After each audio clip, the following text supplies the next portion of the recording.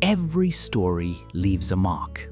Some are carved into stone, others are carried by rivers, mountains, and waves, passed from one generation to the next until they become part of a people's memory.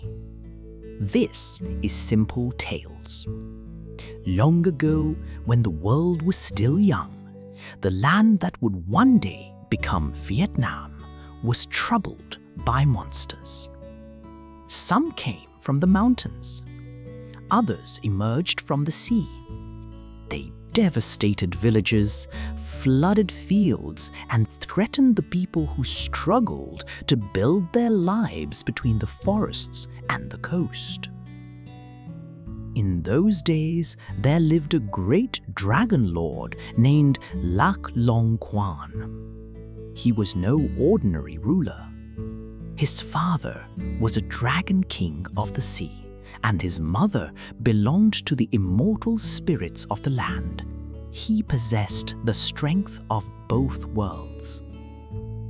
Whenever danger threatened the people, Quan emerged from the waters to help them. He drove away monsters. He taught people how to cultivate the land.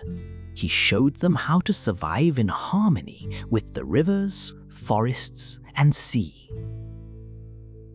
Because of this, he was loved throughout the land. One day, while traveling among the mountains, Quan encountered a woman unlike any he had ever seen. Her name was Ao Cơ.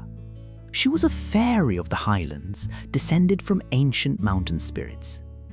Where Quan carried the power of deep waters, Ao Cơ carried the grace of mist-covered peaks.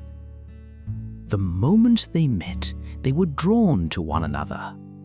The dragon lord of the sea and the fairy of the mountains soon became husband and wife. The people celebrated their union. It seemed that two great realms of nature had come together at last. For a time, they lived happily. Then something extraordinary happened. Ao Cơ did not give birth to a single child, nor 2, nor 10. Instead, she gave birth to a great sack containing 100 eggs. The miracle astonished everyone. The eggs were carefully protected, and when the time came, each one hatched. From them emerged 100 healthy sons, strong, intelligent, and full of promise. The children grew quickly.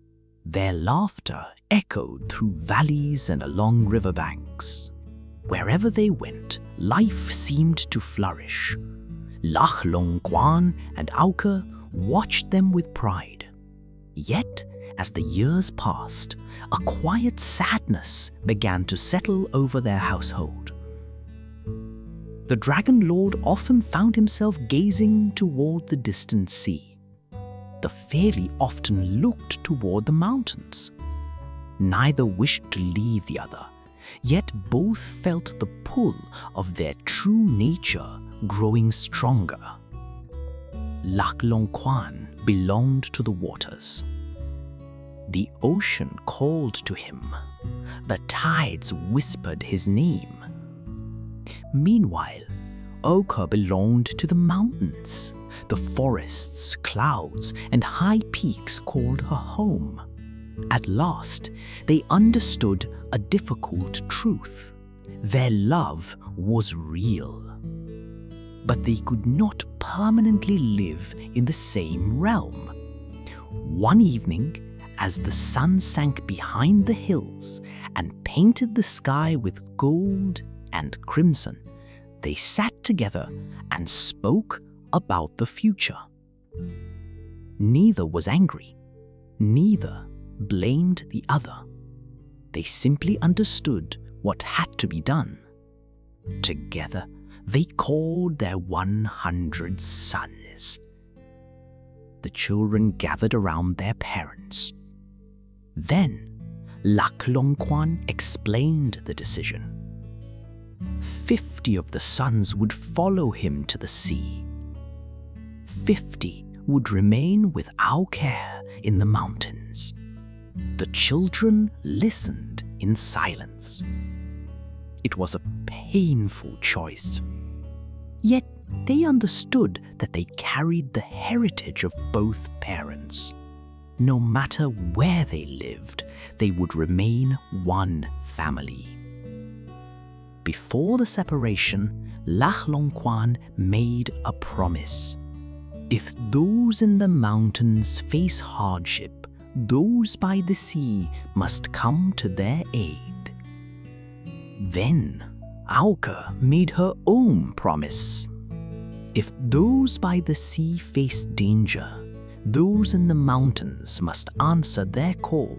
The brothers vowed never to forget one another. Though rivers, forests, and great distances might separate them, they would always share the same blood. The next morning, the family parted ways. Quan led 50 sons toward the coast. The sea welcomed them. The waves rode gently upon the shore as though greeting old friends. Meanwhile, Auka led the remaining 50 sons into the mountains. The forests opened before them. The peaks stood tall beneath the clouds. Each group began building its future. Generations passed. Villages became towns. Towns became kingdoms. The descendants of the 100 brothers spread throughout the land. According to tradition, the eldest son who remained with Care became the first of the Hung kings, the legendary rulers who founded the earliest Vietnamese state. And through all the centuries that followed, people remembered where they came from, not from a single village, not from a single mountain, not from a single river, but from both sea and mountain, from dragon and fairy, from two worlds joined together.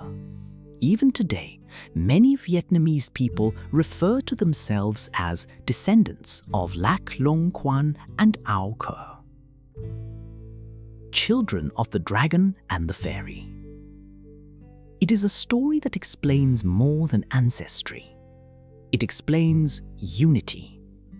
The people who live among coastal waters and those who live in distant highlands may inhabit different landscapes, but they share the same origin. The sea and the mountain may seem far apart, yet both belong to the same land. And so the old story endures. A dragon answered the call of the sea. A fairy answered the call of the mountains. Their paths separated, but their family never truly did.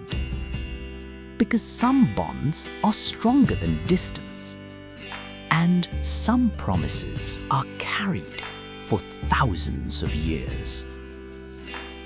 Thank you for listening to The Children of the Dragon and the Fairy. If you enjoyed this tale from Vietnamese mythology, please like the video, subscribe to Simple Tales, and share it with others who love myths, legends, and timeless stories. Until our next journey into the world's timeless tales, thank you for listening.